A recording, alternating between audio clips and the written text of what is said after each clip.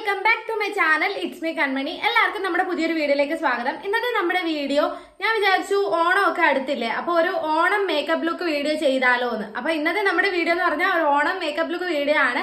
വീഡിയോയിലേക്ക് കടക്കുന്നതിന് മുമ്പായിട്ട് ആദ്യമായിട്ട് നമ്മുടെ ചാനൽ കാണുന്നവരുണ്ടെങ്കിൽ ഇതുവരെ നമ്മുടെ ചാനൽ സബ്സ്ക്രൈബ് ചെയ്തിട്ടില്ല എന്നുണ്ടെങ്കിൽ നമ്മുടെ ചാനൽ ഒന്ന് സബ്സ്ക്രൈബ് ചെയ്യാൻ മറക്കല്ലേ. അപ്പോൾ തൊട്ടടുത്തൊരു ബെൽ ബട്ടൺ വരും, അത് ക്ലിക്ക് ചെയ്യുമ്പോൾ ഓൾ എന്നൊരു ഓപ്ഷൻ വരും. അതും കൂടെ ക്ലിക്ക് ചെയ്താൽ മാത്രമേ ഇനി ഞാനിടുന്ന വീഡിയോസിന്റെ നോട്ടിഫിക്കേഷൻസ് നിങ്ങൾക്ക് മിസ് ചെയ്യാതെ കിട്ടത്തുള്ളൂ. അപ്പോൾ നമുക്ക് നേരെ വീഡിയോയിലേക്ക് കടന്നാലോ.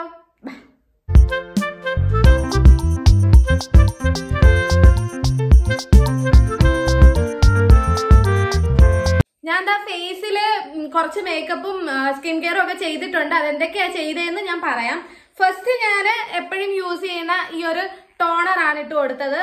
റൗണ്ട് ലാബിന്റെ ഈ ഒരു ടോണർ ആണ് കേട്ടോ. അതിനുശേഷം ഈ ഒരു പ്ലമ്മിന്റെ സെറം ഇട്ട് കൊടുത്തു. അതിനുശേഷം ഞാൻ ഇട്ട് കൊടുത്തത് ഈ ഒരു കോസറക്സിന്റെ എസൻസ് ആണ് കേട്ടോ. ഇത് കഴിഞ്ഞിട്ട് മോയ്സ്ചറൈസർ ആണ് ഞാൻ ഇട്ട് കൊടുത്തത്.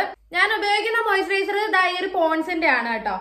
അതിനുശേഷം പിന്നെ നമ്മൾ മേക്കപ്പിലേക്ക് കടക്കുമായിരുന്നു. അതിനു മുമ്പ് സൺസ്ക്രീൻ ഇട്ട് കൊടുത്തായിരുന്നു. സൺസ്ക്രീൻ ഞാൻ ഈ ഒരു ഡോട്ട് ആൻഡ് കിയുടെ സൺസ്ക്രീൻ ആണ് ഇടുന്നത്. പിന്നെ നമ്മൾ മേക്കപ്പിലേക്ക് കടന്നു. ഫസ്റ്റ് ഞാൻ ഇട്ട് കൊടുത്തത് ഈ ഒരു എൻവൈബയുടെ പ്രൈമർ ആണ്. പ്രൈമർ ഇട്ടതിന് ശേഷം ഞാൻ ഇട്ട് കൊടുത്തത് ഈ ഒരു ഫേസസ് കാനഡയുടെ ഫൗണ്ടേഷൻ ആണ് കേട്ടോ. ഇത് 3-in-1 ഫൗണ്ടേഷൻ, മോയ്സ്ചറൈസർ, സൺസ്ക്രീൻ മൂന്നും കൂടെ അടങ്ങിയിട്ടുള്ള ഈ ഒരു ഫൗണ്ടേഷൻ ആണ് ഞാൻ അതിന് ശേഷം ഇട്ട് കൊടുത്തത്. പിന്നെ ഞാൻ ഇട്ട് കൊടുത്തത് കൺസീലർ ആണ്. ഈ ഒരു എൻവൈബയുടെ കൺസീലർ ആണ് ഞാൻ ഇട്ട് കൊടുത്തത്. അതിനുശേഷം ഞാൻ ഇട്ട് കൊടുത്തത് ഈ ഒരു കോമ്പാക്ട് പൗഡർ ആണ് കേട്ടോ. അപ്പൊ ഇത്രയും ഞാൻ ഇട്ടിട്ടുണ്ട്. ഇനി അടുത്തത് ഇട്ട് കൊടുക്കാൻ പോകുന്നത് ലിപ് ബാം ആണ്. ഞാൻ യൂസ് ചെയ്യുന്ന ഈ ഒരു ലിപ് ബാം ആണ് കേട്ടോ. മാമാ എർത്തിന്റെ ചെറി ടിൻഡഡ് ആയിട്ടുള്ള ഈ ഒരു ലിപ് ബാം ആണ്. അപ്പൊ ലിപ് ബാം ഇട്ട് കൊടുക്കാം.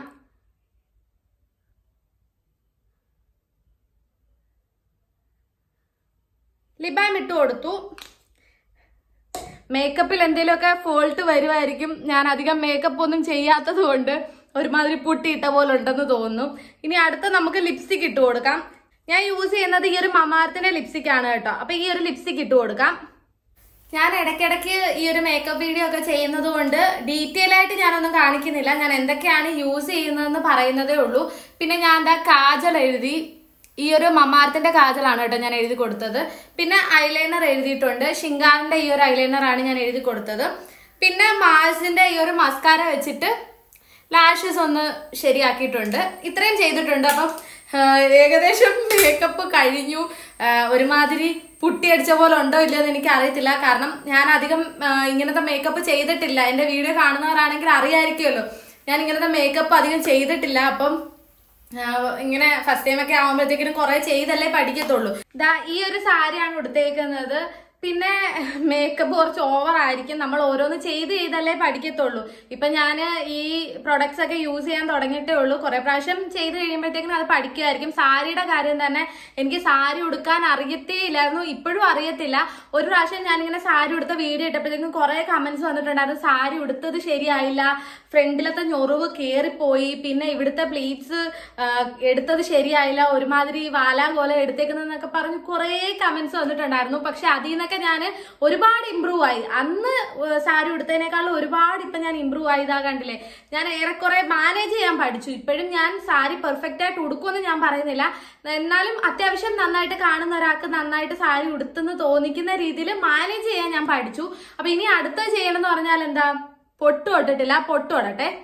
പൊട്ട് എപ്പോഴും വയ്ക്കുന്ന ആ ഒരു കറുത്ത പൊട്ട് തന്നെയാണ് ഞാൻ തൊടാൻ പോകുന്നത്.